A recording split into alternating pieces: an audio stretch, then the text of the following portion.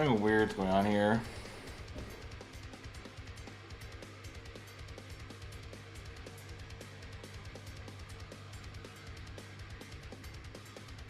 Not really sure why.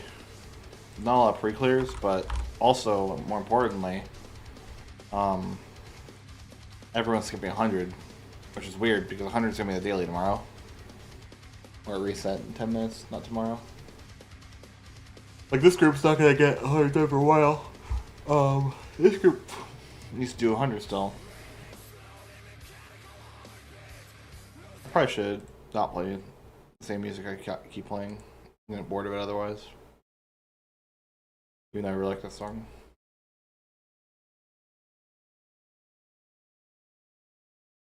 That's weird. How can we chill one if you're pre-clearing?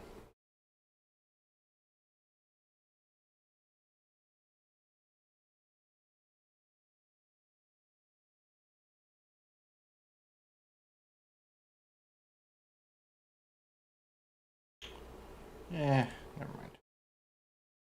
I'm just looking at stuff to listen to.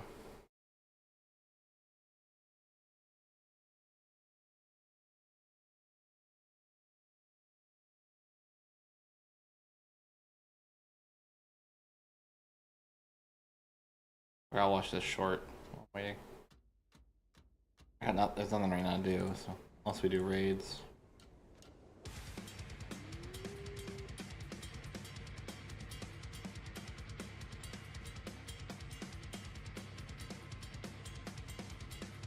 That's interesting. Anyways. It feels like we need to practice a very much a Meshuggah-esque.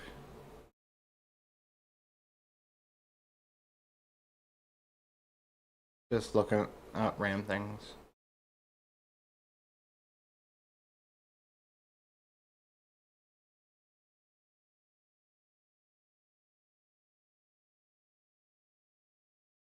Dude, we should actually, unironically, I'm gonna watch this. There's a Why Russia Lost the Cold War lecture.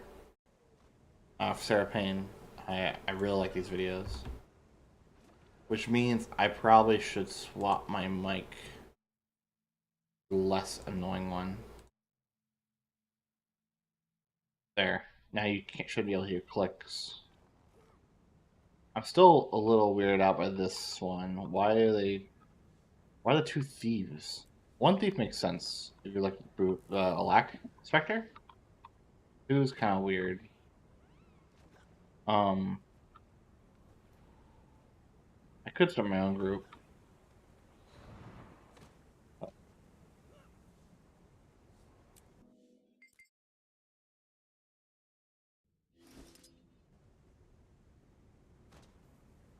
I mean, no, it's gonna have to be Willbender to start here. Either Willbender or it's gonna be Scrapper. If I'm DPS, I'll play Scrapper. It doesn't really matter what your DPS is. And then if I'm Glut, obviously I play Willbender.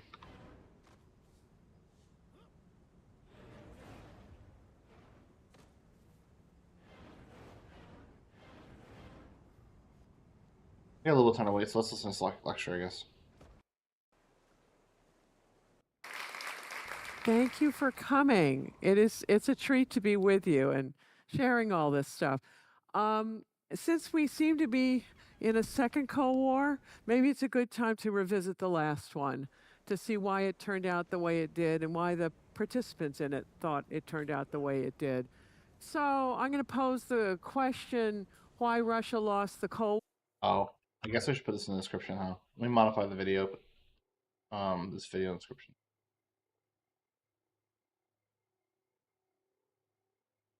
I think we'll listen to this all stream because this is a interesting video.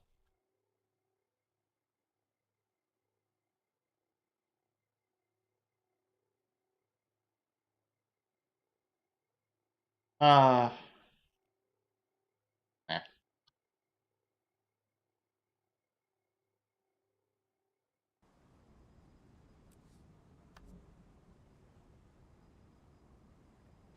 We're really in a second Cold War? Who would it be with? China and Russia together? War, and people have loads of different answers to that question. So this is going to be I don't really know a why tour Russia of lost the Cold counter War. arguments. I'm going to start with an answer that many Americans have. Very simple one that's like Ronald Reagan single handedly defeated the Soviet That's Union. So not that's one true. possible answer. But then I'm going to give you all kinds of I don't counter know if it's, arguments to that. And some of I don't know if it's partially true or not true at all. I'm not really sure. There's some arguments you can make, but not alone. them are going to be other external explanations of what others did to the Soviet Union.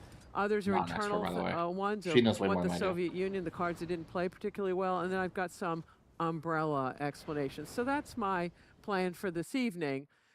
The story that Ronald Reagan did it, well, here's a picture at the Reagan Ranch after the Cold War is over. You see the Gorbachevs and you see the Reagans, and they seem to be having a grand old time.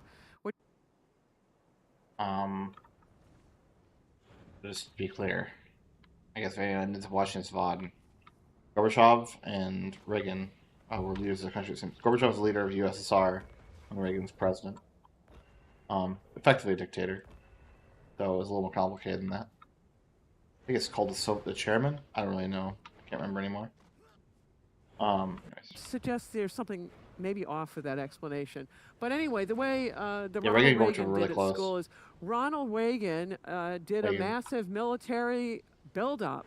And that's, some would argue, it bankrupted the Soviet Union. He was a man of Heard that words right. and deeds. He made really good speeches that were memorable. Here's one before Parliament where he says the regimes planted by totalitarianism have had more than 30 years to establish their legitimacy, but none, not one regime, has yet been able to risk free elections. Regimes planted by bayonets do not take root. And then here he is before the Brandenburg Gate. This is in Berlin, long a symbol of German greatness, but then it was a locked gate on the Berlin Wall. And here's Ronald Reagan. General Secretary Gorbachev, if you seek peace, if you seek prosperity for the Soviet Union and Eastern Europe, if you seek liberalization, come to this gate. Mr. Famous Reagan Gorbachev, speech. open this gate, tear down this wall. And who can forget the Evil Empire speech, which he gave to the National Association of Evangelicals in Orlando, Florida, and they skipped Disneyland to hear it. All right, Nice. Reagan did a very significant military buildup that actually had started under Carter when the Soviets invaded Afghanistan. Big mistake, as we discovered. And he also deployed missiles in Europe. He was busy funding anti-communist insurgencies and also others who didn't like the Soviet Union all over the world. Starts doing more aggressive military patrolling, and by the time he's out of office, he's like half a dozen ships short of this 600-ship navy or whatever it is he was planning to make. And Poor Necros in here.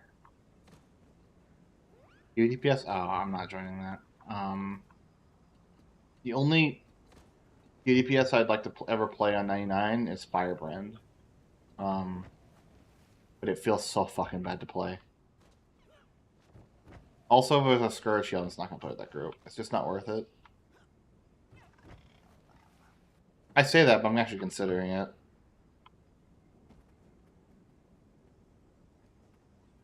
I really want to. I could play Rit. Fuck it. Let's do it. We'll play Firebrand first. he also was trying to build a missile shield, his strategic defense initiative. And the problem is the Soviets tried to match him on this.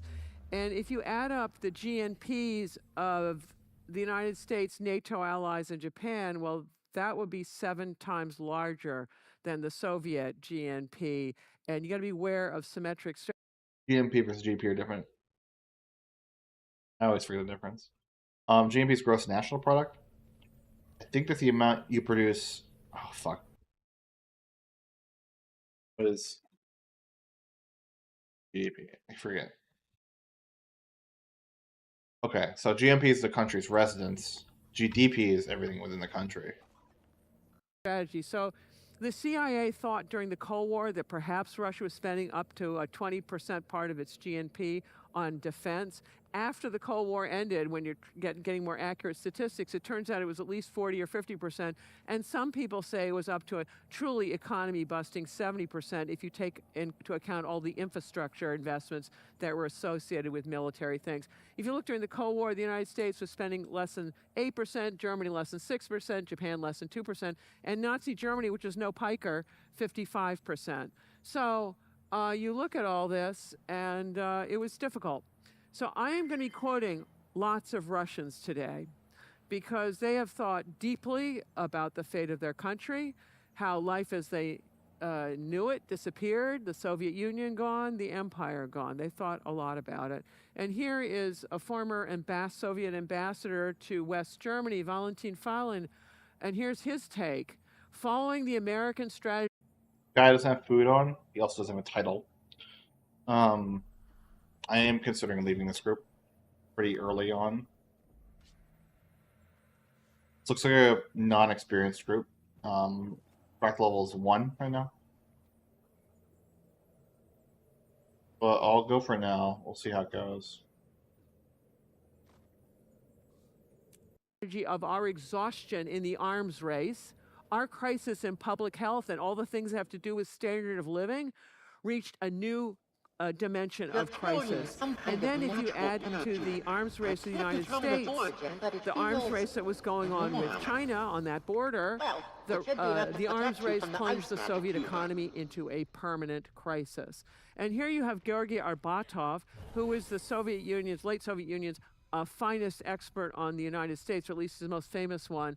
He's looking at the Soviet war in Afghanistan. He said, it is quite clear that the Afghan war was most advantageous for the United States.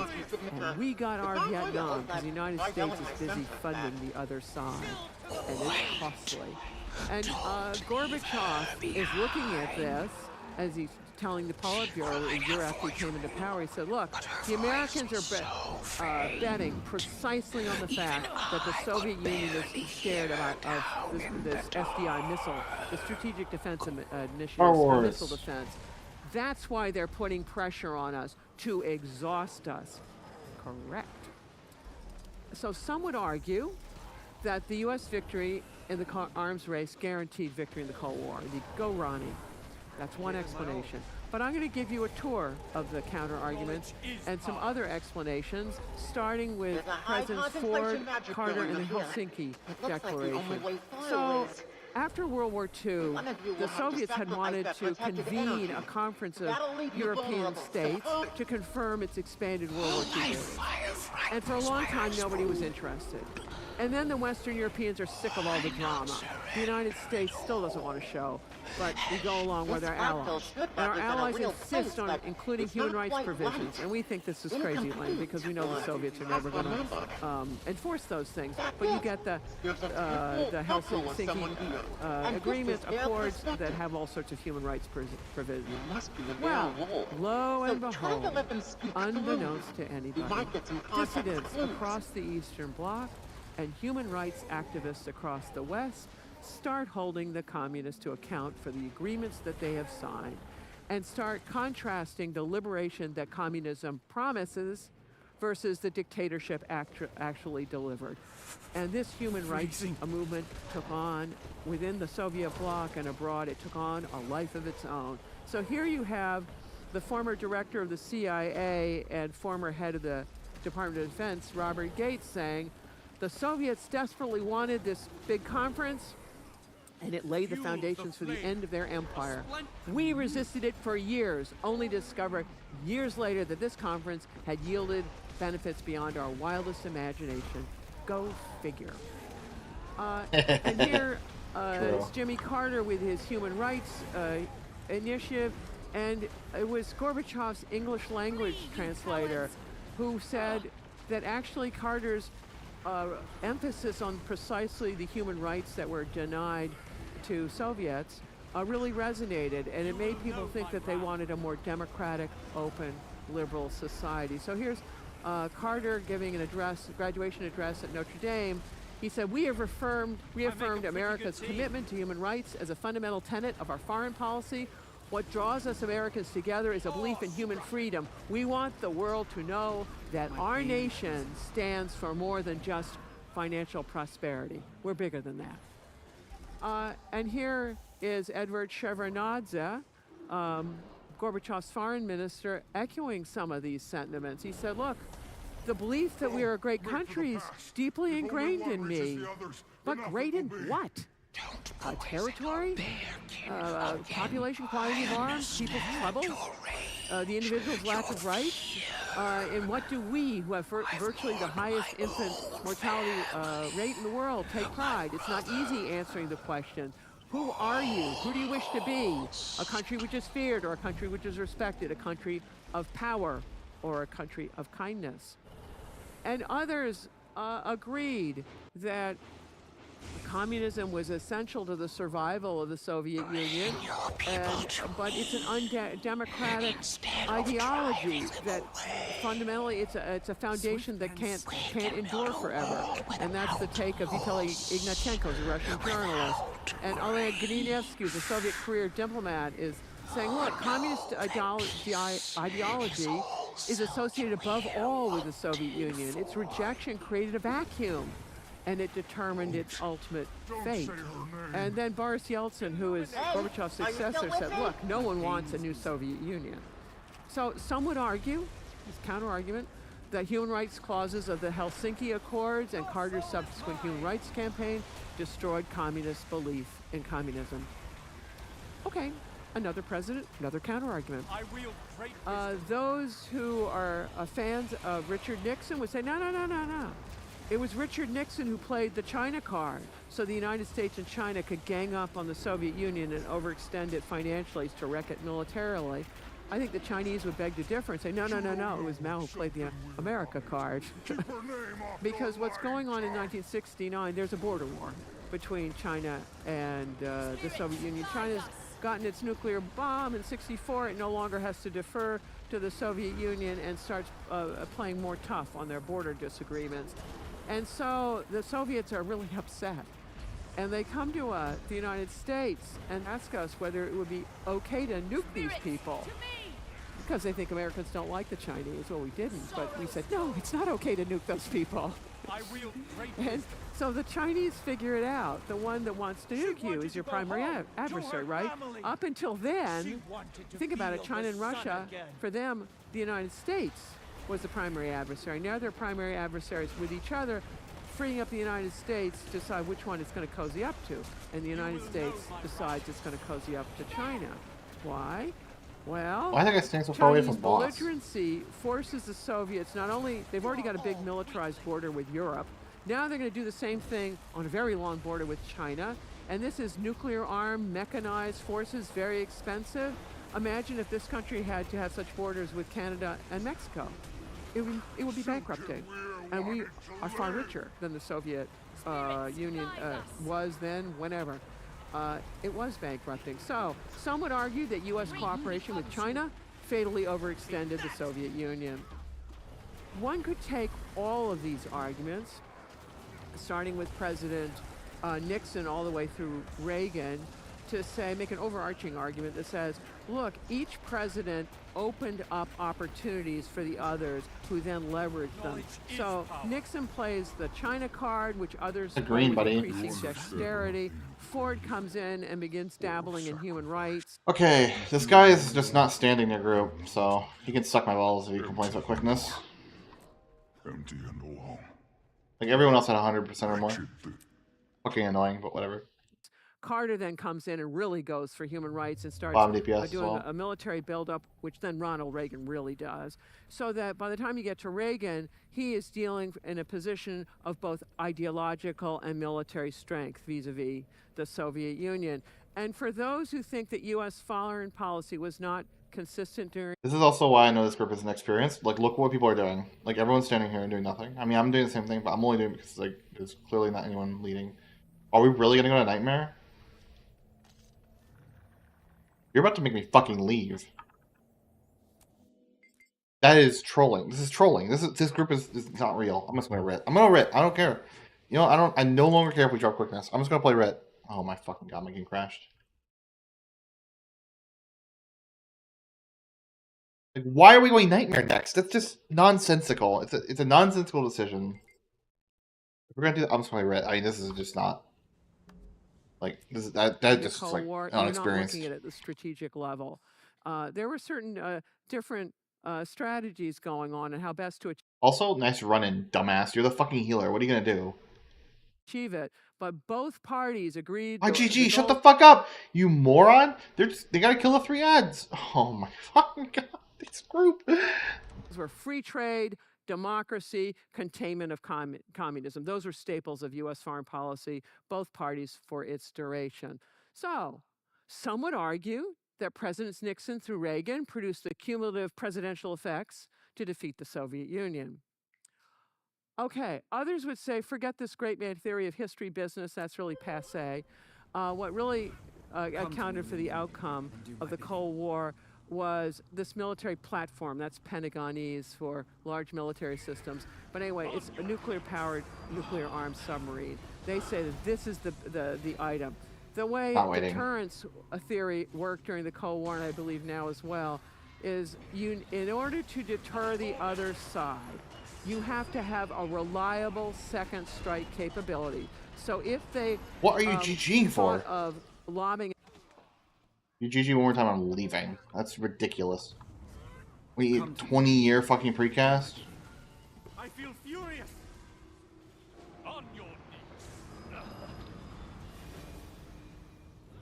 Oh.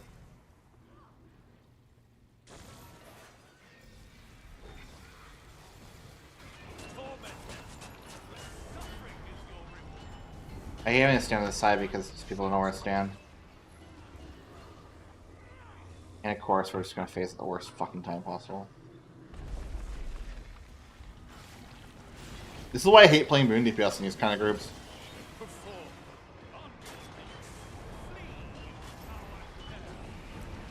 Well, this might not be listen to video stream if it goes this way. This is really bad so far.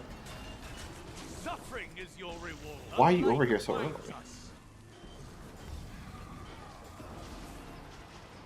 Also, I tried to target one too there, this didn't work. Need stab, thank you. Also need resistance. Flee, you cowards!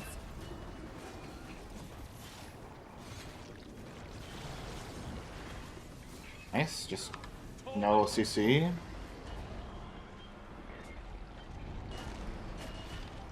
Spirits, guide us. Oh, look at the damage! It's so bad!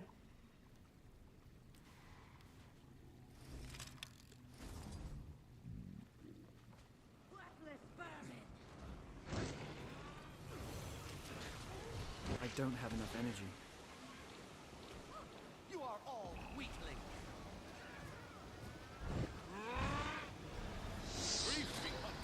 No shit, man. You're a fucking tourist. There's no way this group is 100. I make a pretty good team. a nuke at you, they would be guaranteed I that can't you complain. would have If the I second keep playing, strike I'm gonna be to lob a complain. nuke back. Therefore, they're never going to lob the first nuke. When Jimmy Carter became president, he was a graduate of Annapolis and also a submariner. The United States began a much more aggressive deployment of its fleet, and that's continued even more so under Reagan, where we're taking our submarines and we're targeting Soviet submarines in their home water bastions. So the Soviets are thinking that we're going to be able to destroy their second strike capability on our first strike, and they're having a heart attack. So here you have Valery Bolden, a longtime aide to Gorbachev, saying, look, the most powerful strength of the United States is the naval fleet. And we aren't going to get one, or our geography actually isn't set up to use one the way the United States can. Right. And then you have Russia Marshal doesn't have Yazov any saying, good ports. for the Americans, the main means of atomic attack is the fleet. So when you get Marshal Akhrameyev, who's visiting the United States in 1987, at the end of the Cold War, he will kill himself, but he's still around in 87. And he's telling his American hosts, you know where our submarines are, but we don't know where yours are. It's destabilizing. You, the United States Navy, are the problem. Go Navy.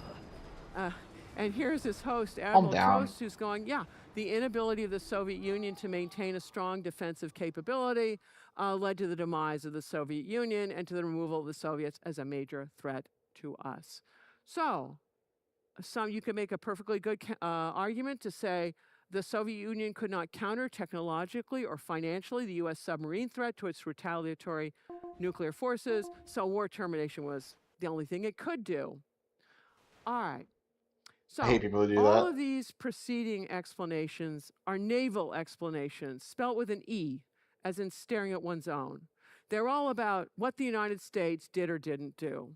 So let's get beyond the half-court tennis of Team America, and you need to look at the other side of the net. And this is where the Western guru for things military, Karl von Clausewitz, emphasizes reciprocity in war and the interaction of both sides, that you're not going to do well unless you consider what the other side is doing. So I have given you some external explanations, and I'm going to do the internal ones. And here is Arnold Toynbee. He's one of the finest historians of the 20th century. He wrote a big multi-volume history of the West, and which he argues that civilizations die from suicide, not by murder. So I discussed the murder, what the United States tried to do to the Soviet Union. Now I'm going to talk about the suicide, what the Soviets did to themselves. And here is counter-argument number one, which the argument is the Soviet Union was an empire, and when that collapsed, that meant they lost the Cold War. During the Cold War, the Korean War and the Vietnam War, there was much fear in the West of this domino theory. And the idea is one country fell to communism, and then the next and next and next and next would fall to communism. Turns out the domino theory did not apply to capitalism. It applied to communism. Because once the democratic contagion hit one Warsaw Bloc country in Eastern Europe, it spread to the others until it was a seething mess, and they fell like dominoes. So in 1988, 89, there were all kinds of demonstrations in the Eastern Bloc, the Soviet Union. In the Soviet Union, they're for political freedoms. In the Eastern Bloc, they're for freedom from the Soviet Union. And Gorbachev may have not gotten that detail. But they're all about not only wanting political freedoms, but also they're about crumbling economies, of how to fix their miserable standards of living.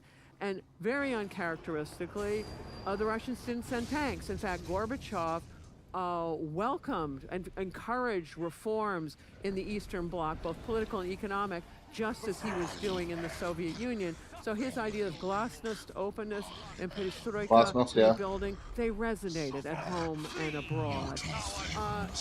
This is bad. And these reforms began in Poland.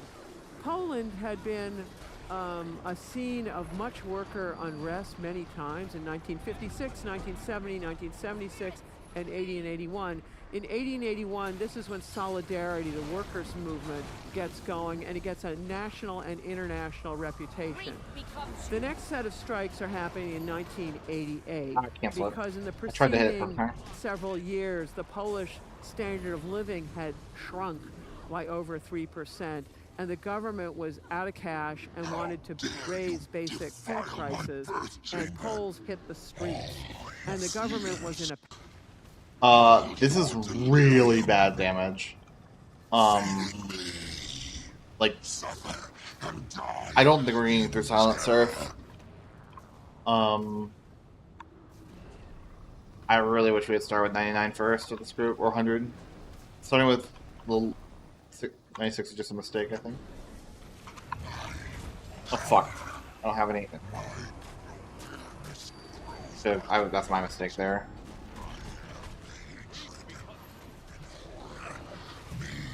Manifest. Flee, you cowards!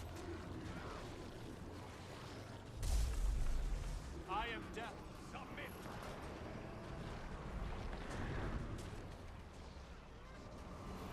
Spirits, guide us. Did you see that?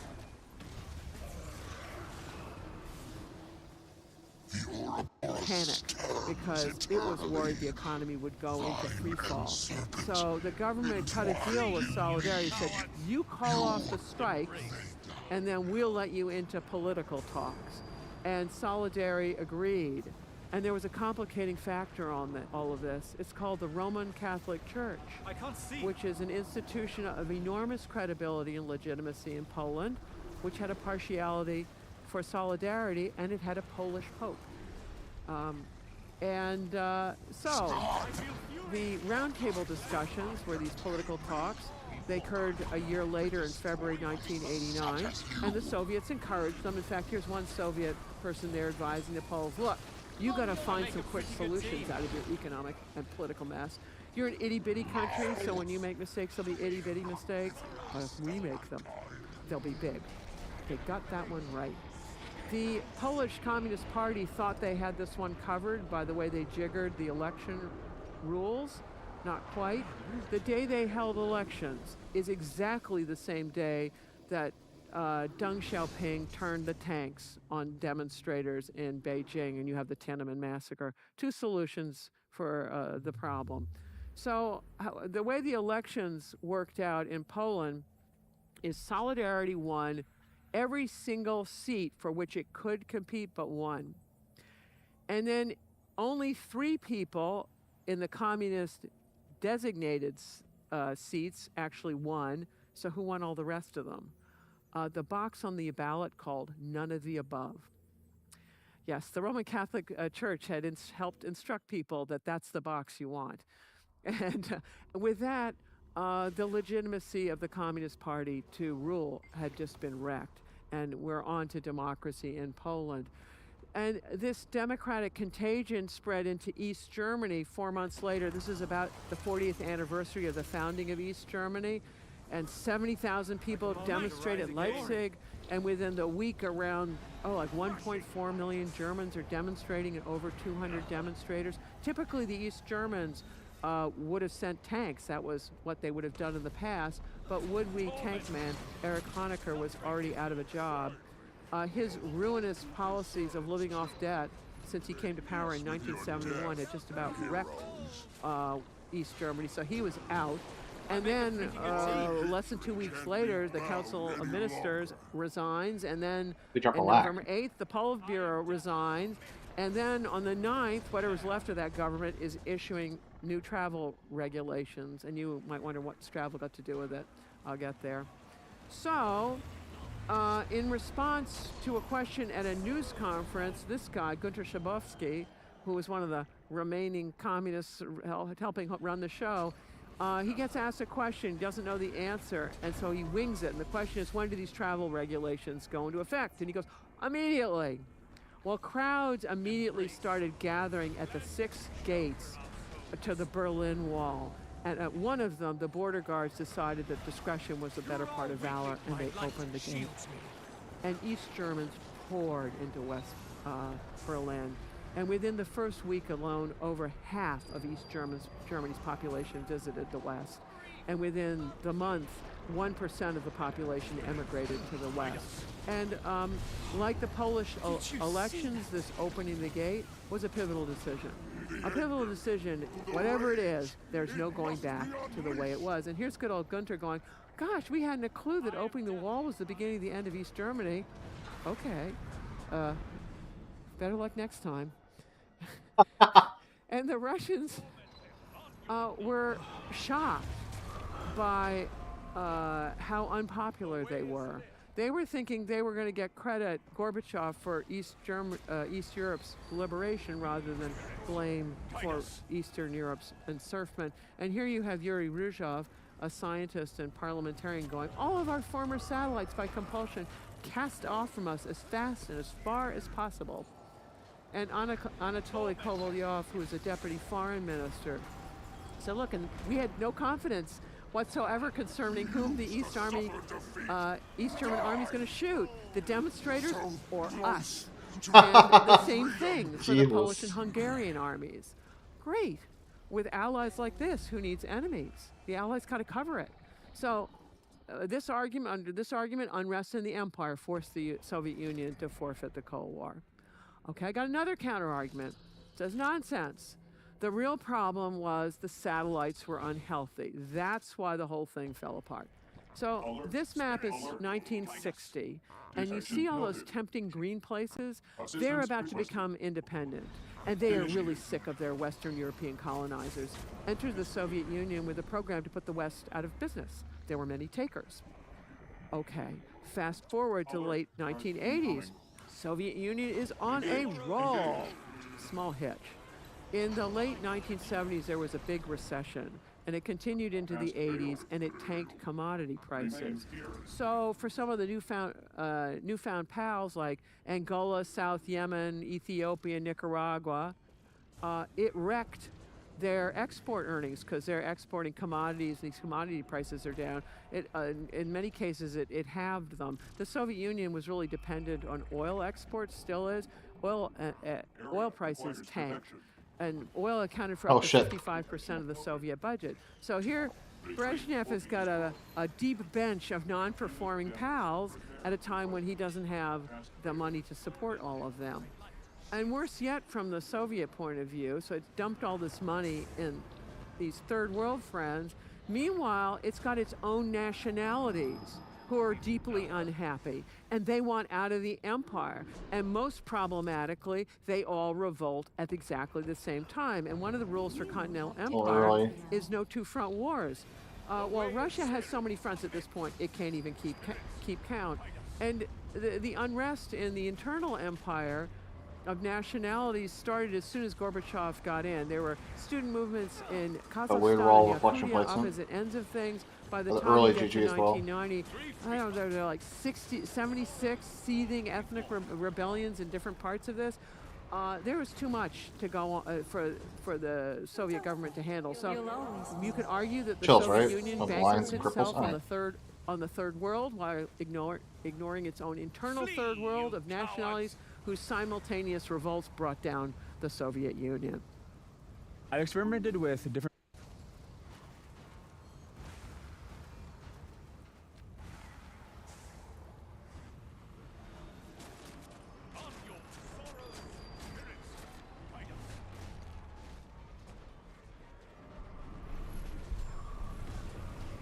You'll end, but the hurt will never. Oh, I got a cheese. I sneezed. I couldn't hold it. Spirits, flee, you coward there. Spirits, guide us. Did you see that? Don't fight, Unmaking. Hold on to the hurt. Hit the wrong one. Squeeze Pretty funny. it tight. Oops. Flee, you cowards. I gave it my all. Sorrow's toll. video models to help me animate some of my essays. So I'll play this. But the thing is, my team and I are very opinionated about what we want the end product to look like. And so for a video model to be useful to us, it needs to be able to follow our instructions for exactly what kind of shot and framing and lighting we want. But all these labels, which would make it clear how to map from a specific style to a generated video, don't exist by default in the pre-training distribution. So when one of Labelbox's customers wanted to improve their video generation model, the Labelbox pulled together a team of expert cinematographers and editors and directors and had them annotate clips with concise technical descriptions so that the model would have context on things like dolly shots and Rembrandt lighting.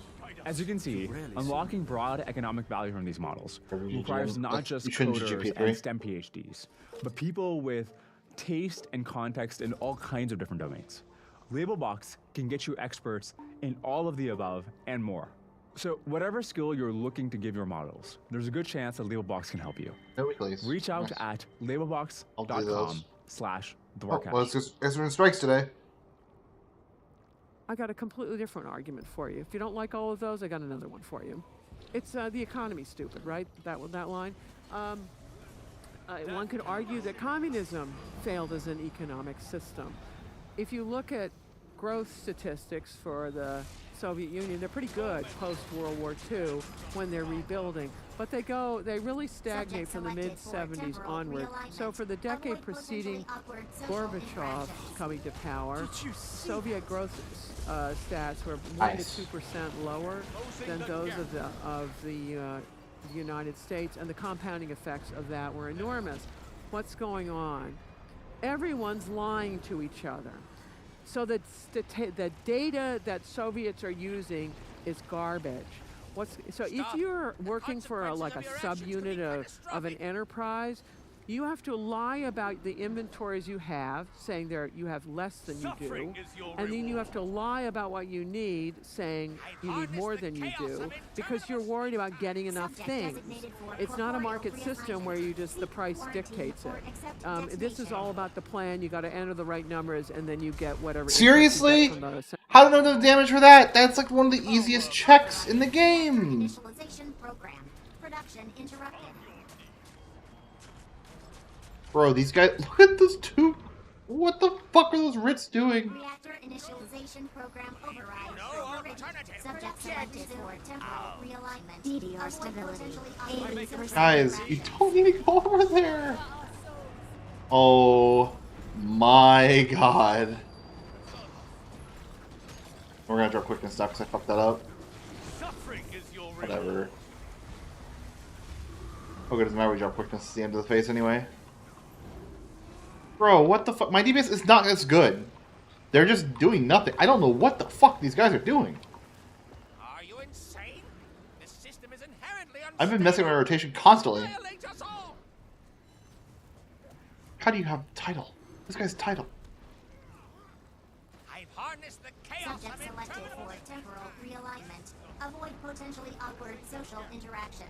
Please face this. Please face this. We didn't do it in time. This is so ridiculous. Initialization program. Production interrupted. Did you see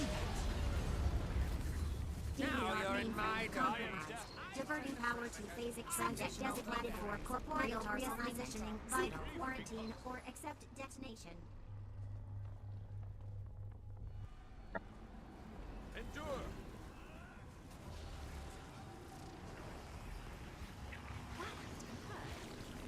Stop.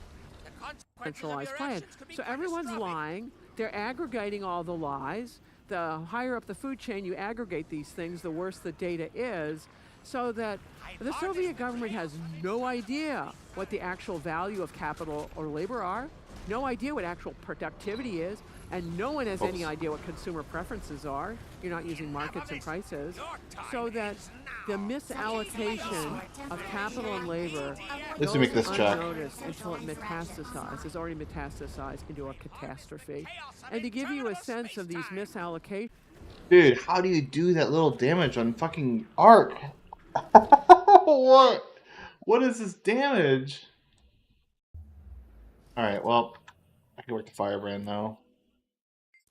I don't want to play I want to play NG, actually.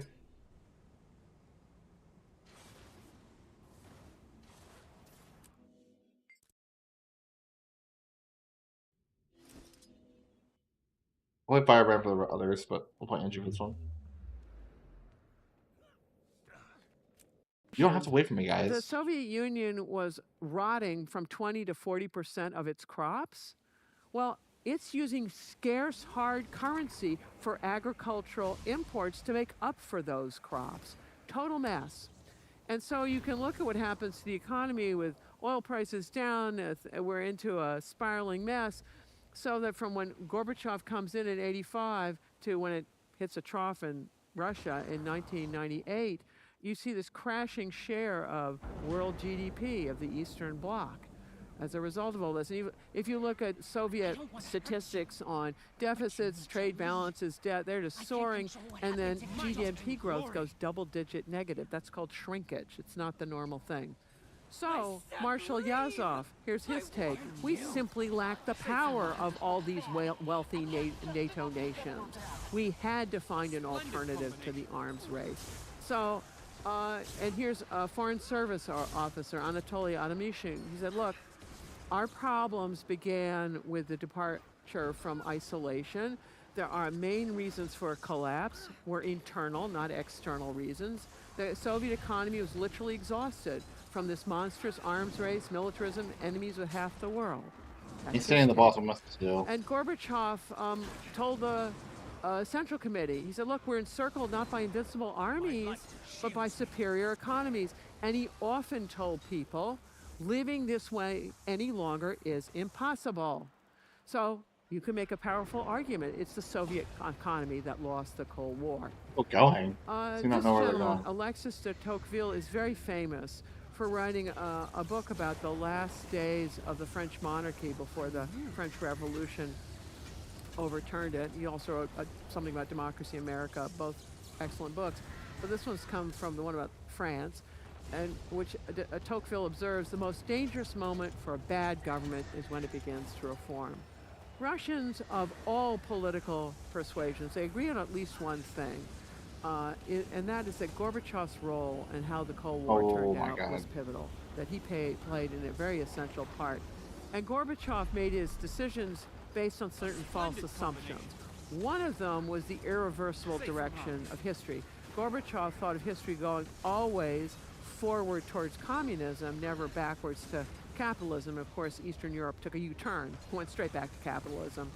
And here is Leonid Shebarshin, who is a senior person in the KGB, their intelligence office. He said, the thought never occurred to the government that it's possible to withdraw from socialism. And if you think about both communist theory and how imperialism works in practice, usually the mother country is more developed than whatever all the colonies are, right? Well, the Soviet Union was an inverted empire. People in Eastern Europe as a group were more well educated and they were richer than Russians. It was like a donut empire. So that when the empire went to Eastern Europe, Russians could no longer siphon off the wealth of these serf populations in Eastern Europe, which explains why they wanted to leave. It also suggests why Putin wants them back.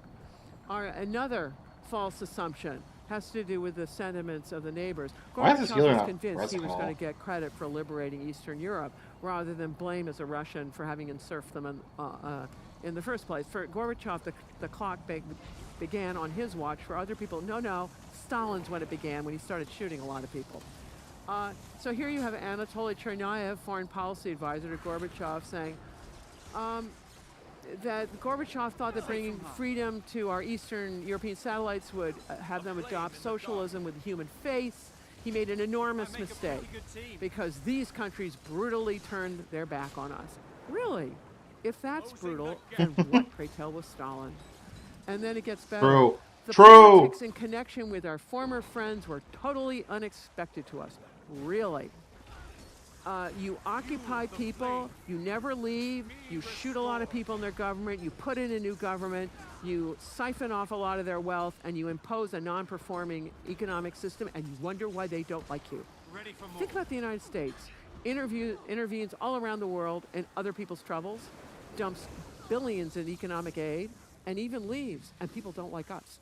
I don't know why the Russians think they're so special. Another false assumption. Gorbachev believed that if the Warsaw Pact disappeared, the military alliance of the Eastern Bloc, if that disappeared, then NATO would disappear.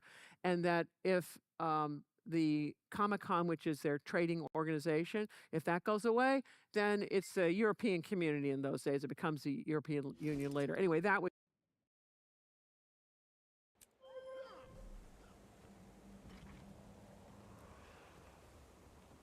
Might and glory. I feel furious. I'm immune, safe from harm. You will know my wrath. What is my... I don't know what happened there, but okay. Wait, I just... Oh god.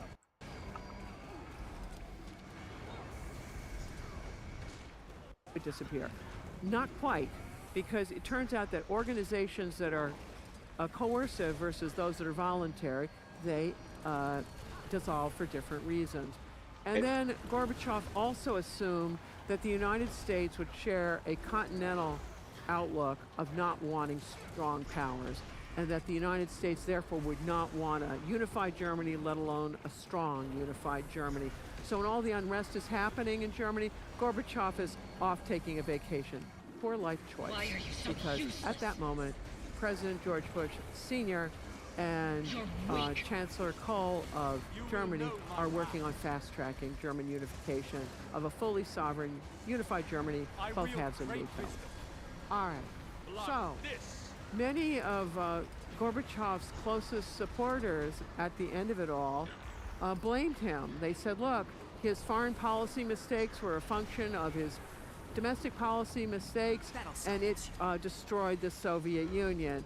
And back to this America expert, Vladimir Lukin, Gorbachev was no Deng Xiaoping. Okay.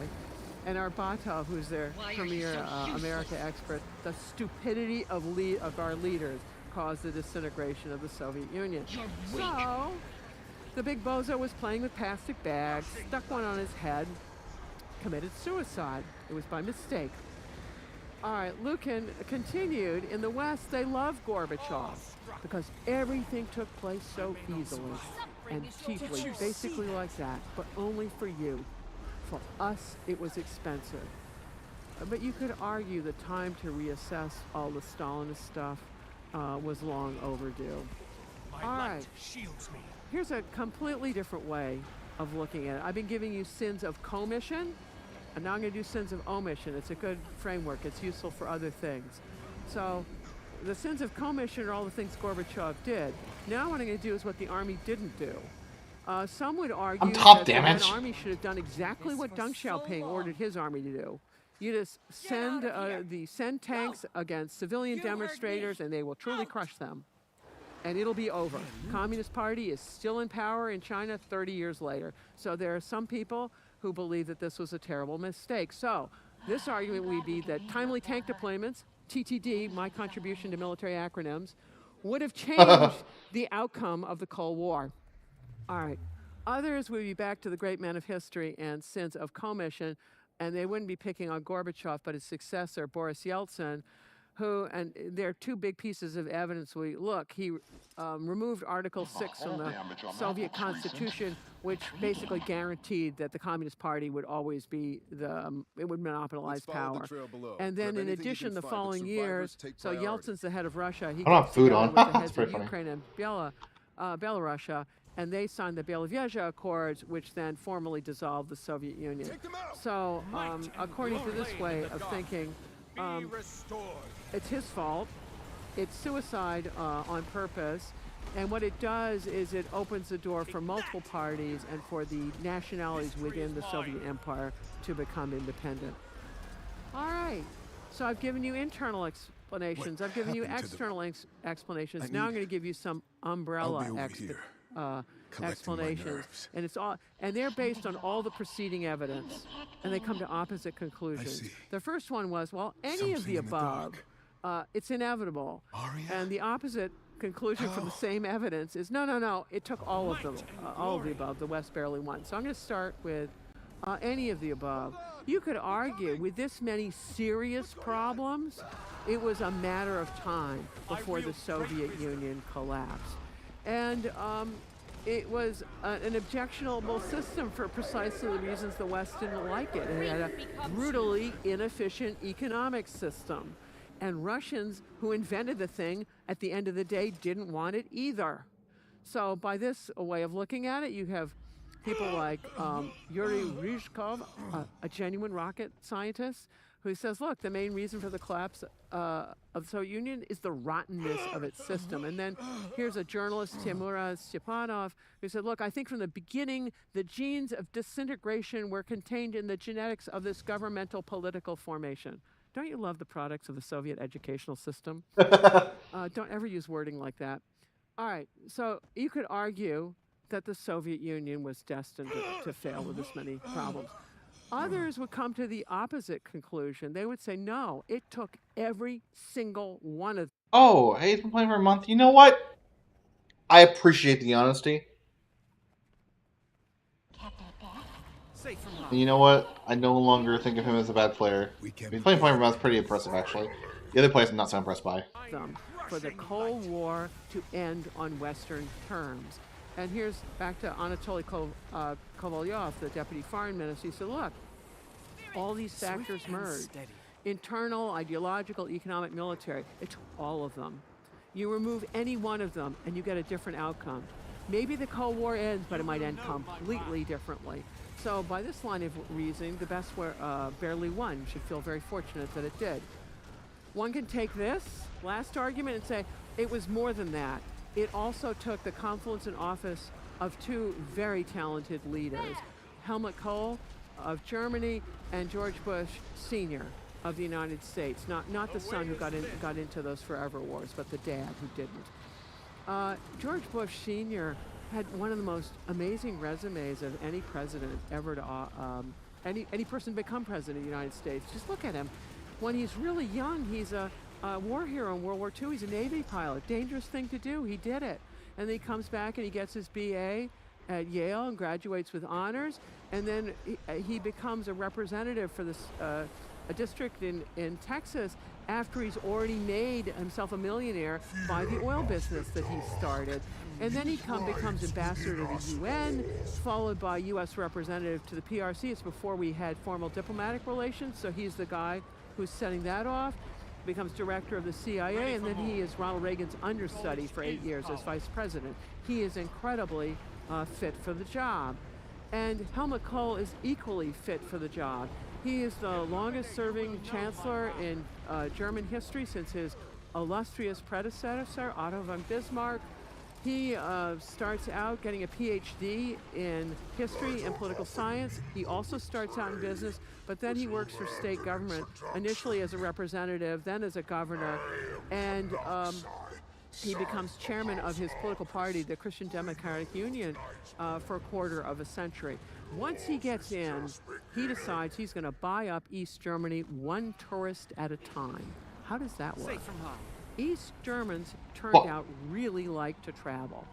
West Germans had always been able to travel to East Germany, or they long had been able to travel to East Germany, but They wouldn't East want Germans to. definitely could not easily travel to West Germany. Why? Because they have a habit of staying. Yeah. But all of a sudden, East Germany eases up on the travel regulations, and you might ask why. And the answer would be money. Just like the Poles, the East Germans were deep in an economic mess of their own making. Would-be tank man Erich Honecker, who got the boot at the very end, well, his staying in power paradigm that he implements in 1971 is going to be easily going to live off debt. He needs to make certain social benefits available and consumer benefits available for labor stability, not having labor unrest. And the way he's going to do that is he's not going to do many domestic investments, and he's going to do a lot of borrowing, particularly from West Germany. Well, that's unsustainable long term. So by the time you get to the end of the Cold War, if he's going to fix that and even out the accounts, it would be a 30% decline in East German standard of living. So he really needs the pocket change from the tourists. So what Kohl does is a brisk business of tourists and things. What he does, in return for the easing of travel restrictions, he pays East Germany several hundred million Deutschmarks extra to allow that to happen. And then he gets the Hungarians to go along. He gets the Hungarians to open up their Austrian border to let East Germans out that way. And he gives them a $500 million Deutschmarks for that little favor. And then when Kohl introduces his 10-point unification program, because now he's thinking he's going to get both Germanys together, this is when he starts doling out big bucks to the Soviet Union, whose economy is unraveling. And Gorbachev is going to be desperate for this cash as that's happening. So West Germany provides $100 million in food, especially in meat, for the Soviet Union that doesn't have these things. Nevertheless, the unrest just keeps on going. The Berlin Wall, as I've told you, is breached, and then you wind up with a West German caretaker government, and the financial situation in Russia itself is unraveling. And by the time you get to January 1990, Bush and Kohl get together, and they've decided they want to really fast-track German reunification. Why? Because they got to get it done before this unraveling crisis that Gorbachev falls from power as a result of it. So they have got a game going, the two of them. And it's complicated, and here's why. Gorbachev was dead against Germany a united Germany in NATO. He's not keen about really a united Germany, let alone one in NATO. The U.S. State Department experts, the guys who know everything, are saying, no, you want to go slow on this unification business. And then True, I mean, Cole is running a they kind of know coalition their shit. government. There are people in that government he cannot fire because they're from different political parties. One of them is his foreign minister, this guy Genscher, We don't prod? who was very What the fuck? skeptical about Germany being part of NATO. And then it turns out, although Britain had talked a good piece during the Cold War, it didn't actually want a unified Germany, nor did France. Why? Because that had a big war. unified Germany would eclipse theirs economically. They Yep. didn't want that to happen. Okay. So, Cole and Bush divide up the task. Cole is going to reassure the Soviet Union that Germany's not going to be belligerent or do horrible things. And Cole's going to work on the financial I just canceled my Pistol 5. because the Soviets are thinking in terms of military unification. You know, where you deploy your troops, that determines things. Wrong instrument of national power. Precisely because the Soviets didn't understand finance, that's why they're in such a mess. Whereas the Germans do. What they're going to do is get East Germany on the West German Deutschmark, and at that point, they will control all the money and they will control decisions. But the Russians aren't going to see that coming. Meanwhile, Bush is supposed to work the alliances with. I didn't care about strip because he was 2%. He doesn't die. Once he gets 1%, he ends the game. Particularly Britain and France in the West, there are all sorts of meetings that were coming up, and Bush's job is to delay those meetings for as long as possible so German unification can proceed as far as possible.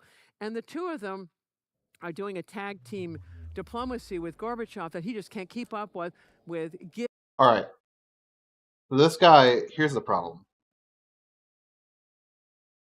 Didn't look for glut.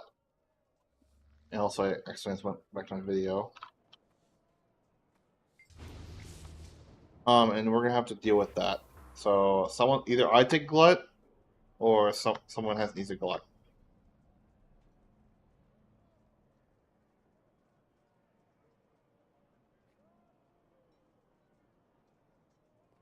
Careful, this one is active. What is this place? Swift and steady. Anywhere interior.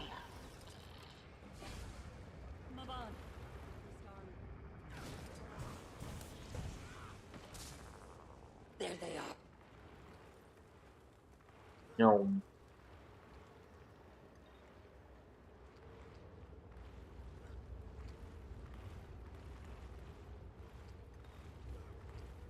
Miss.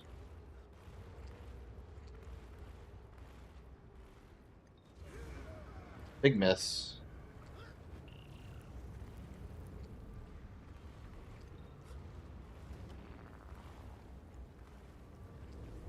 There we go.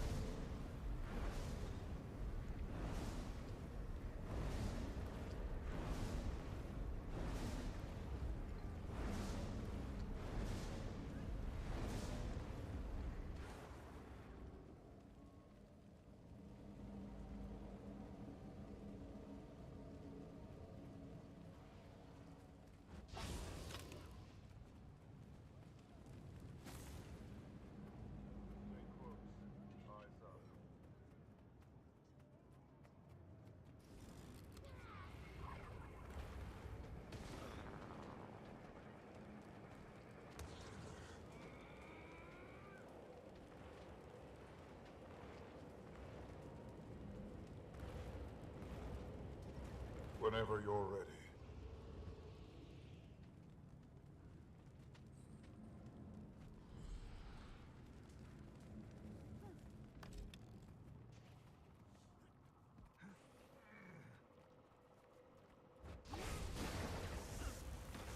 I command you to rise again.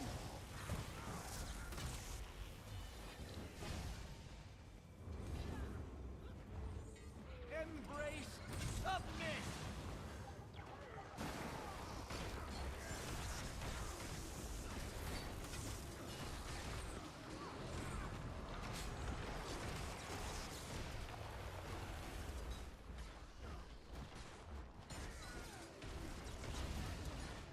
Fine.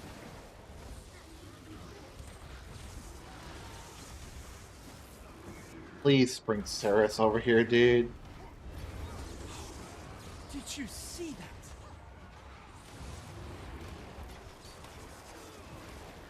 There we go, much better. I have the Malice walk through them. Perfect. Block that just in case. Grief becomes you. Why are you moving Saris over there?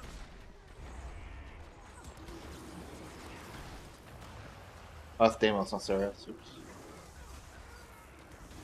Okay, we can stand in that. There's nothing wrong with standing in this.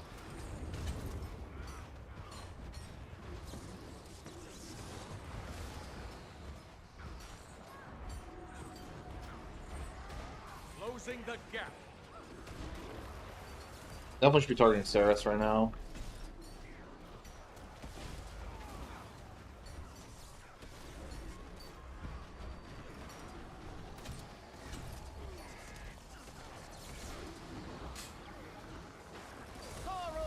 Just swapping randomly here. It's cool. My light shields me. Spirits, preserve us. Blood and bone. Iskar and his higher in Give the up tower. yet? Dagda, a portal? I'm still collecting my strength. Given that There. his own home This economy place does is not got this belong to you. double-digit Tyrion belongs to shrinkage no rates. one. So here's how they go. As the trades get bigger, the amount of money you pay Gorbachev gets. That wasn't me that So feared. first of all, it's just to get a unified Germany. Then it's to get a unified Germany with West Germany still in NATO. Then it's to get unified Germany with all of Germany in NATO. So here's how the money goes. Gorbachev agrees to German unification. We are no longer paying hundreds of millions of Deutschmark. We're paying billions of Deutschmark, 5 billion Deutschmark for that one. Then Gorbachev agrees that states can choose their own alliances, i.e. whether or not to join NATO. And then he gets, the U.S. offers 9 assurance, but it's also a trade agreement that Gorbachev really wants. And then the economic union goes into effect. So we've now done the financial reunification of Germany. And this is when there's a London Declaration that's inviting Eastern European countries to coordinate more closely with NATO. And then Right, you in can't block return, Gorbachev has got a promise of a G7 summit meeting that's going to fast track aid to him, which it will do. And then Gorbachev agrees to German NATO. Focus a bit. Bad enough.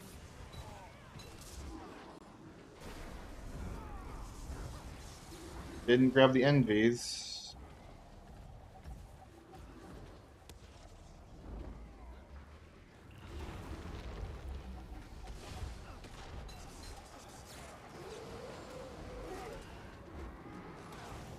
On your suffering is your reward.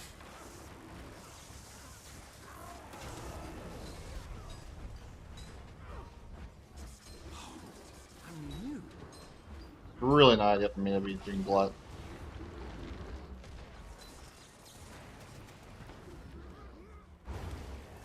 Oh shit. Envies are kind of late to be grabbed too. Restored.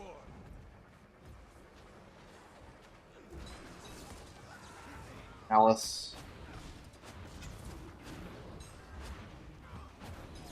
Can't breathe.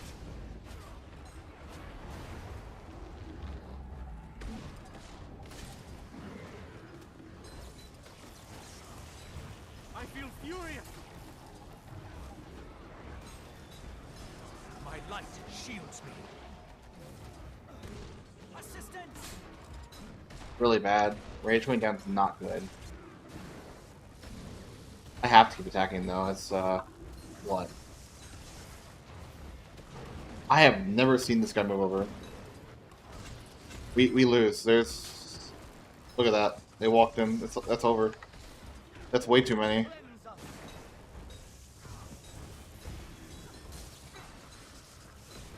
Flee and take shelter, safe from harm.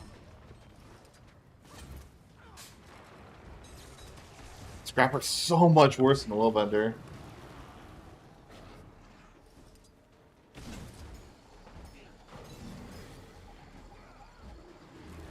Illuminate. Yeah, it's basically a wipe.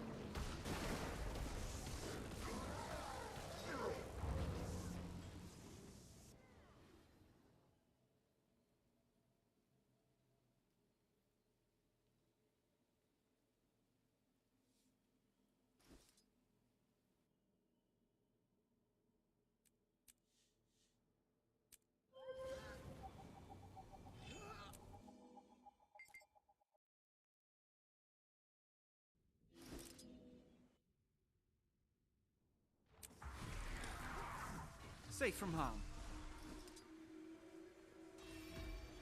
Might and glory.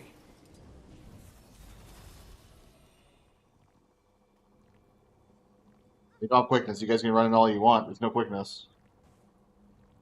Join me, creation. I give you purpose.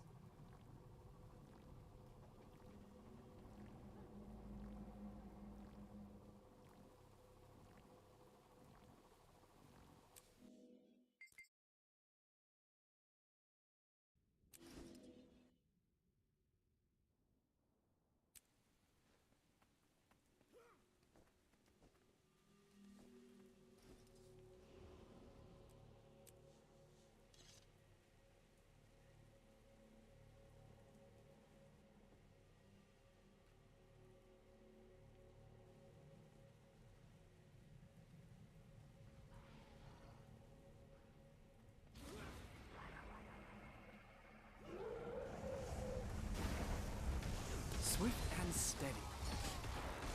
This is kind of what I expected. That'll silence Torment you. them. Submit. Did you see that?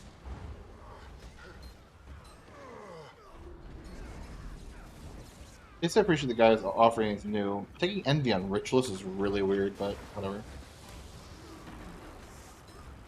That's an early Malice. We might be late in second glut, which is actually fine. I think we'd rather be late in second glut.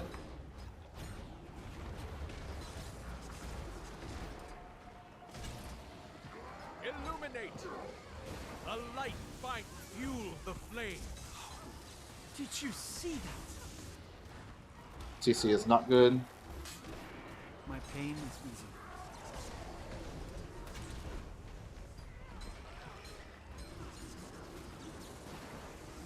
Here's a spin. Oh no.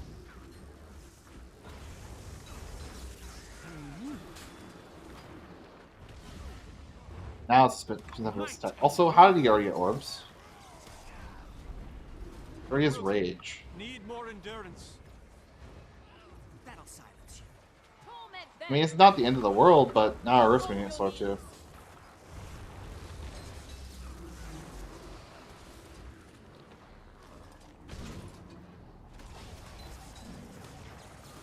Need a dodge that attack. My light shields me. Did you see that? Binds us.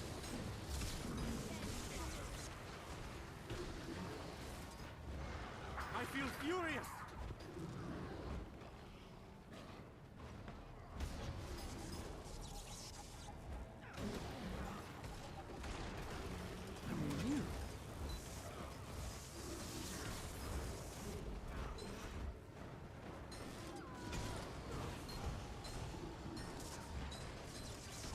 I pressed dodge, but I pressed too late. Or I'm not gonna have enough glut stacks for P3. Illuminate. It's such a slow split. This is not ideal, dude. Nobody else wants to fucking go quick. Does it get consumed?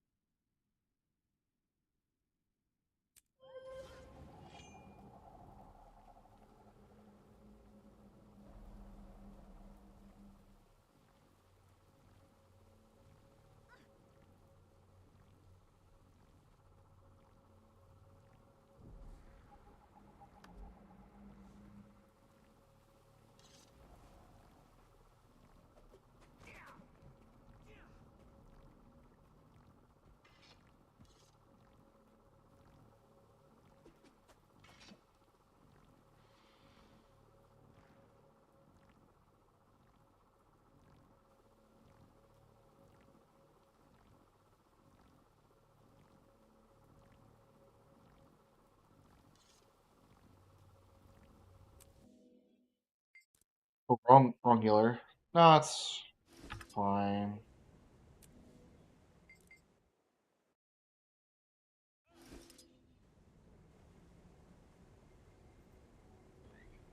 I'll play my normal healer actually. This is so cringe. This is so bad, but whatever.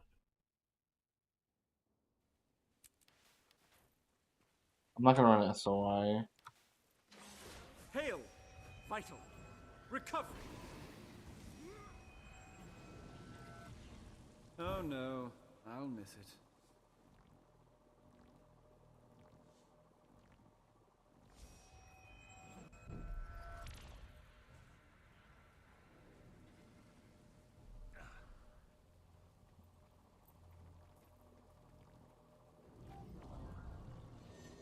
I'm new. Perform the rite.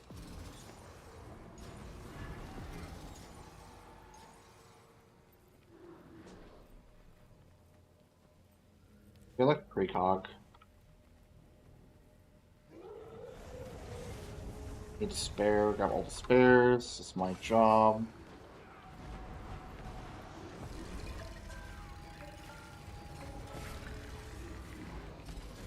Grief becomes you.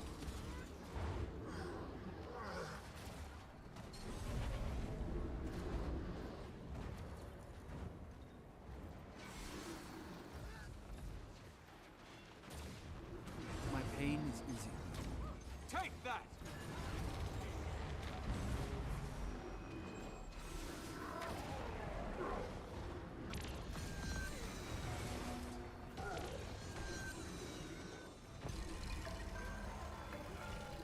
Should've ran it. I didn't realize you did that shit.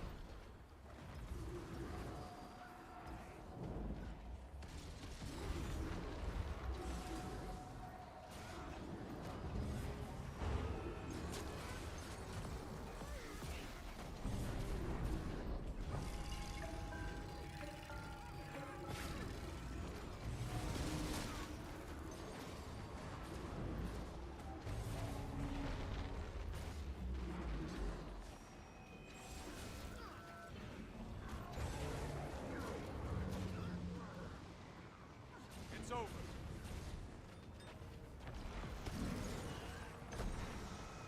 Torment them! Really gotta pull that guy over though.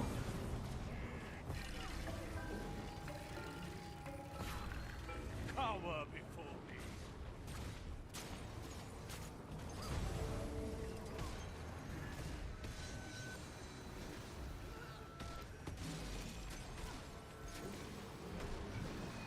Might be okay.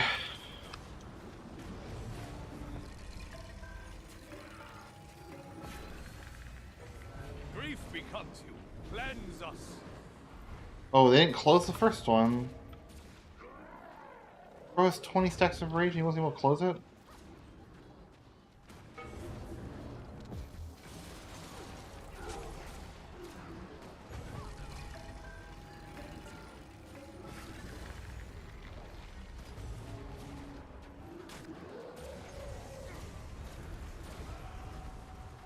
Cleanse us.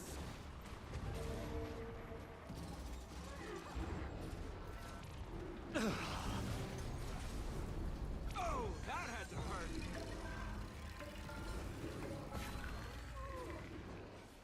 I don't like the fact he's Hail, grabbing sorrow, envy. vital. Recovery. Near death. Safe from harm.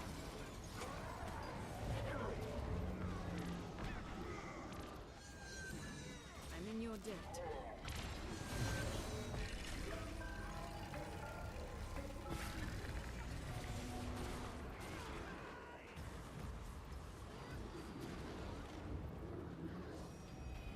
We walk beyond.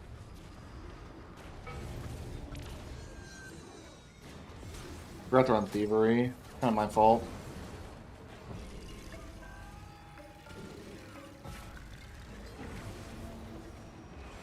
On your knees.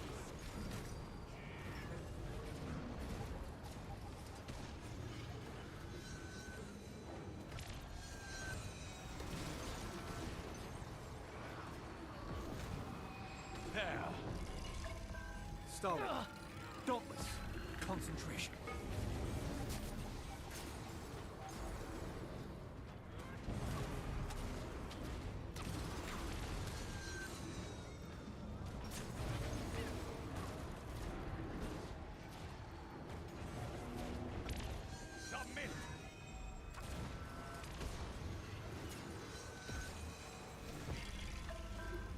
pain is easy. As just walking in, dude. Guys, you can't ignore it.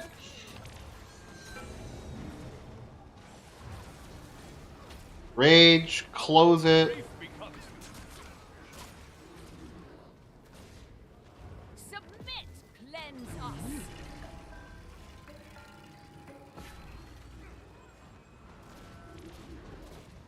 much better.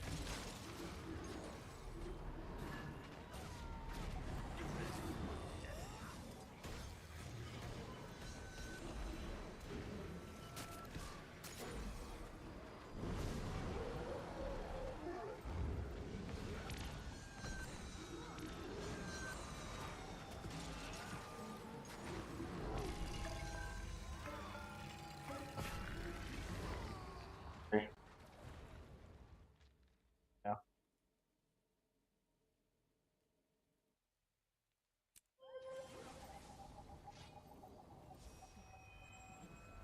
I'm renewed. Might and glory.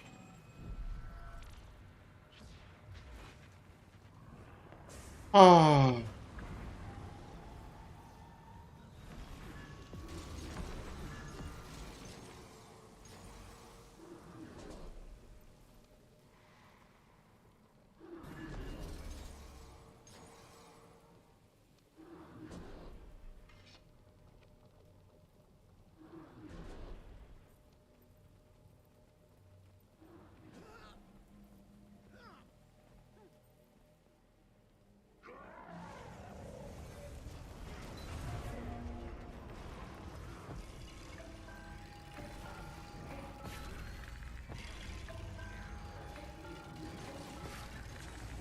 Torment them!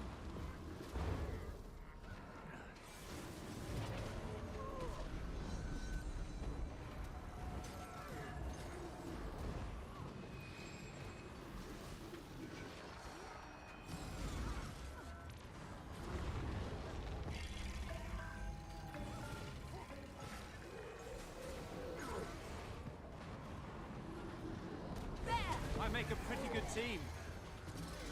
Torment them! What? Spirits, to me, cleanse us.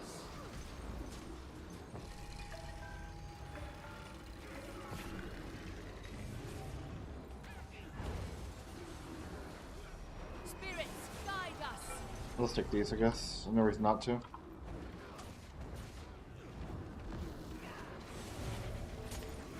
This is not a good group.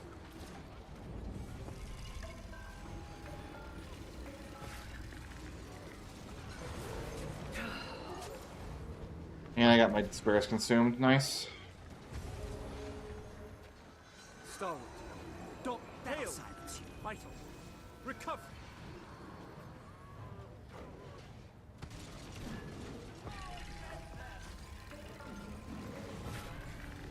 Cleanse us. What are you doing over there, dude? You have no reason to be over there.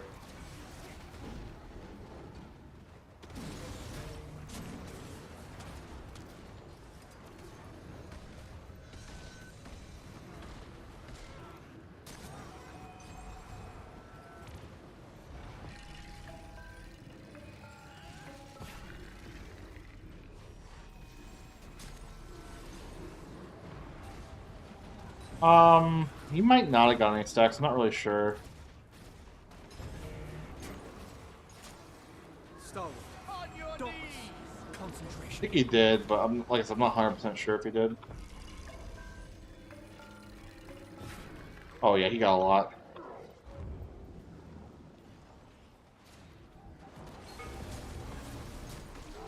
A splendid combination.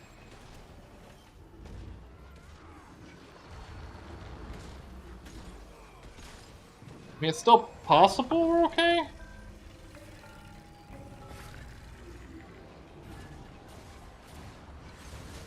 He's had to dodge all the attacks, basically. Had enough? I'm fading fast.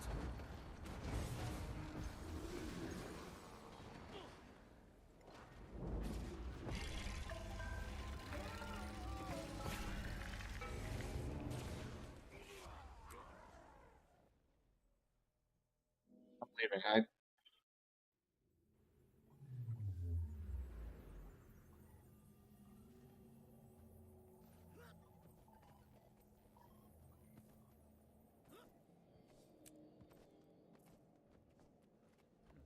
I already slammed my desk, dude. This is so bad. Hard time catches up on. Not that it matters. Also, it's not really that necessary, but Careful. This one is active. What? What is this place? I can't place it anywhere interior.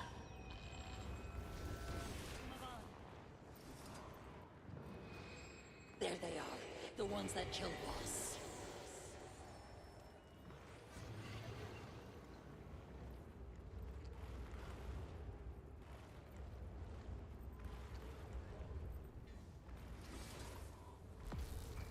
oh, those vigor.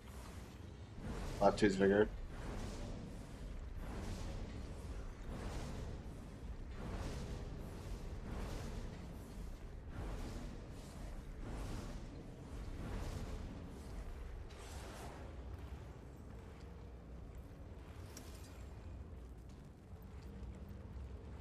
Yeah. Swift and steady.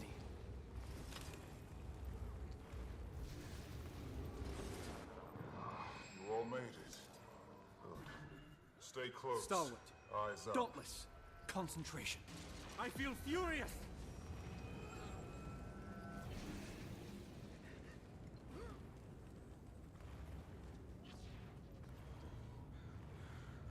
There. I got it.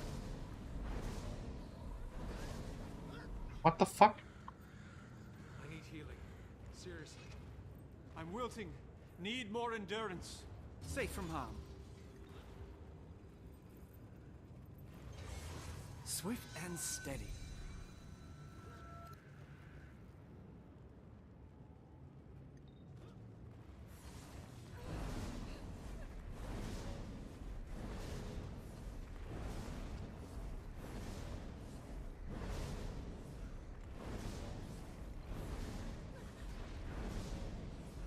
Whenever you're ready.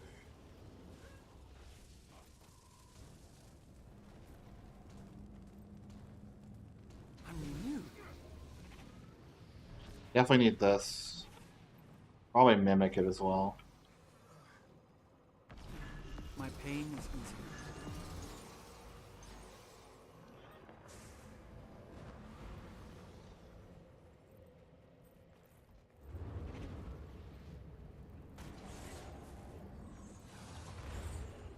Could have brought time warp.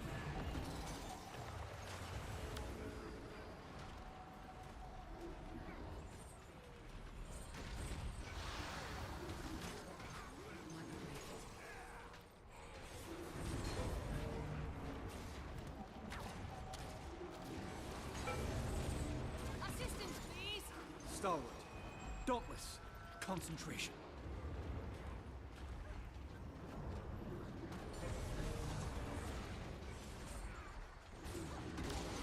I don't know what he listed it as. Suffering is your reward.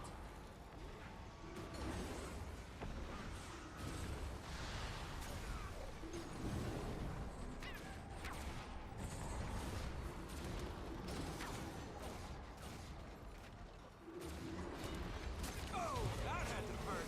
Stalwart. Dauntless. Concentration. Torment them. Suffering. Well, it's not nothing to Lakio Craw. It's pretty nice.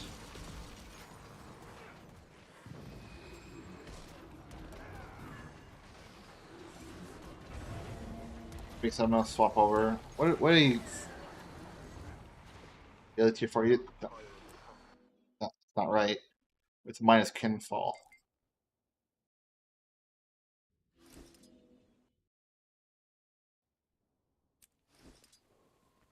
I command you to rise again. I feel furious.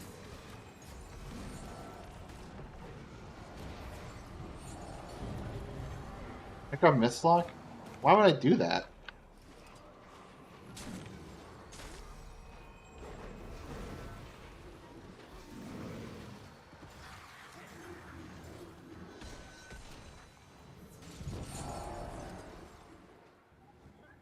upon. We need to expel them from this plane. I hate Uh, to ask more of you, but please, lend me what little strength remains. The rest of you, protect your world. Protect Hyria.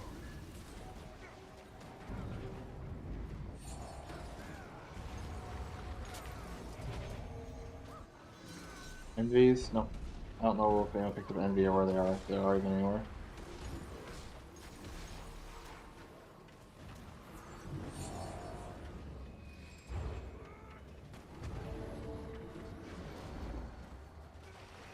Envy, yeah, that one.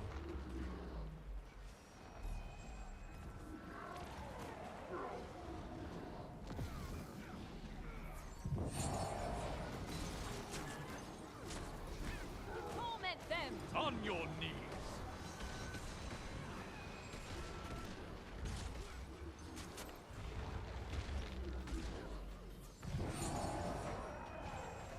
I need those. Thank you.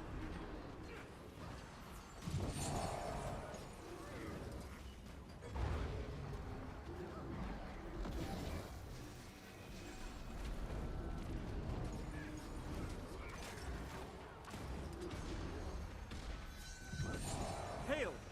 Vital! Recovery!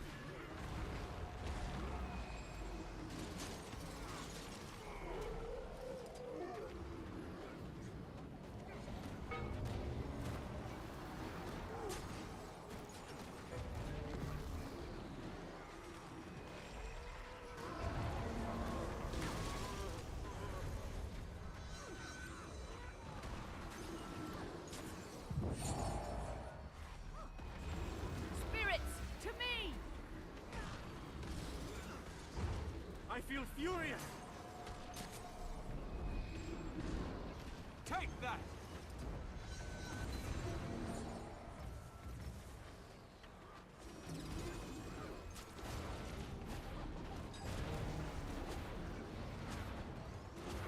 Spirits, guide us!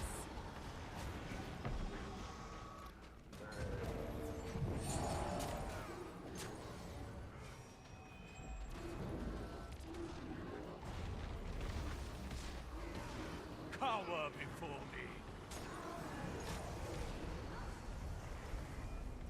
You rarely see one. Membership. And at this point, even bigger things are happening. Germany's going to agree to its border with Poland. I'll get there and explain. And Germany provides 15 billion in Deutschmark, including building all kinds of new apartment buildings for repatriated Soviet soldiers who are going home. Why are you doing that? Because you want those soldiers focused on buying furniture, not running a military coup. That's what they're doing. So the unification happens in mid-September 1990. And here's the Polish borders. At the end of World War II, Stalin moved Poland 200 kilometers to the west, and it winds up taking a third of German territory by the time that's all over. And so the Germans don't really want to sign all that away. And in addition, as part of that, there were 12 million German refugees who were thrown out of where they were living to send them back to Germany, of whom 2 million died. So this is a big deal, and it's in living memory. Germany agrees to this, that the borders are done, Polish borders are set. Complicating factor, a month and a half before this unification treaty is signed, Saddam Hussein decides he's going to invade Kuwait because he's broke, because he's had a long war with Iran, huge debts, many owed to Kuwait, which he doesn't want to pay back, so if you invade them, that solves that problem. And also, he would take over Kuwait's very rich oil fields, and together that would make Iraq probably the swing producer of oil. So he thinks that's a great idea, except the Cold War's over, actually, and the Russians are more than willing to cooperate with the United States. Gorbachev really needs more money, and he is willing to go along with Iraq out of Kuwait, but not with regime change in Iraq. Because think about it, Iraq is a very important creditor state to the Soviet Union. It owed them between $10 and $13 billion. That's a lot of money for a broke creditor. But Gorbachev is being extraordinarily cooperative with Bush Sr. He sends Evgeny Primakov on multiple missions to Baghdad. And the first one, Primakov gets all Russian hostages out of Iraq. And then on the second trip, he gets all Westerners out, Americans included. Third trip, not so lucky. He's there for the coalition force bombing. I don't think he liked that very much. But imagine that bombing going on if there were Western human shields going down with every target. Russia took that card right off the table. And here's some of the reasoning. Sergei Karasenko was an aide to Foreign Minister Shevardnadze, and they understood that the United States was going to do something about this invasion of Kuwait. And so the Russians thought it'll be better if we force all of this to go through the UN, where Russia has a veto power. And he said, look, there was a division of roles. It extends to China, the help that Russia provided. When the Americans asked us to work with the Chinese, we told the Chinese, think about it. You're one of the big five with veto player. Doesn't it suit your interest to funnel everything through the UN where you can put your foot down? And the Chinese came around to that idea. However, the Russians had red lines, and here's Anatoly Kovalyov again, the deputy foreign ministry. The red line is American troops stay out of Iraq. No regime change in Iraq. You do that and you will tank termination of the Cold War, and that would be the goal. The goal. Here's Kovalyov saying, I advance the basic principle that we must support the territorial integrity of Iraq. This was our sacred position. But we must not permit a division of Iraq. So if you wonder why the ground war ended after 100 hours, this is it. That the big thing out there is war termination of the Cold War. That's the big thing. Saddam Hussein is a minor event over there. Sorry, but he was. Anyway. And if it had tanked Cold War termination or upset the reunification of Germany, France and Britain might have been very happy, because Francois Mitterrand, who was the president of France, and Margaret Thatcher, prime minister of Britain, were against German unification. They knew it would marginalize their own country, when Germany's going to be a bigger economy, which it is. Francois Mitterrand eventually found solace in expanding the European Union, European community to the European Union, when you're incorporating all these Eastern Bloc countries into it. And he plays a really important role in concluding the Maastricht Treaty that forms the European Union. But Margaret Thatcher just plain lost. She was just upset about the whole thing. She said, Germany will be the Japan of Europe, and worse than Japan. I guess she hadn't been to Japan lately. She said, the Germans will get in peace what Hitler couldn't get in war. And she wanted to leave Red Army troops in Germany for the duration. Imagine if that had been the case. Oh, that guy GG. And now dealing with Putin. If he had troops in Germany, we would be in trouble. But Bush and Kohl worked around all of them. And Bush said to Kohl at the end of it, he said, look, I'm not going to beat my chest and dance on the Berlin Wall. Both of them were very careful never to humiliate Gorbachev about the Soviet loss of the Cold War. Why? Because they knew that if they did that, he might fall from power sooner rather than later. Also, they were afraid that if they did that, the hardliners would come to power much more rapidly than they actually did. It was 20 years before Putin started consolidating his power. And the newly independent countries of Eastern Europe needed those 20 years to integrate militarily, politically, economically with the West, so that the cement could set before you got the Russians trying to destabilize them. So they bought them 20 years to do this. But there's a cost to all this. Bush never got credit for his essential role in ending the Cold War on Western terms. So he was not reelected for a second term. But anyway, when it came time for Nobel Prizes and why the Cold War ended, Anatoly Aleshin, this Soviet Foreign Service officer, said, look, it's difficult to deny the Soviet Union was the one that ended the Cold War. And Edwin Meese, who was a counselor to Reagan, also his attorney general, said, look, the Cold War began because of Soviet policies, and it ended, in a sense, because of Soviet policies. And the Nobel Prize Committee agreed. They awarded the prize to Gorbachev, not to Bush. for his role in liberating Eastern Europe. So, when you're thinking about this question of why Russia lost the Cold make sure they War, res I before I hope you left. will come up with a more complicated answer than, well, Ronnie did it. That there are probably other causes at work as well. I mean, it's Anyway, thank you always, for your attention. That's what I have for you this evening. Okay, that was a good lecture. More to it, but Q&A, I'm not good with that. I'll stop streaming for now. That was pretty hectic, so.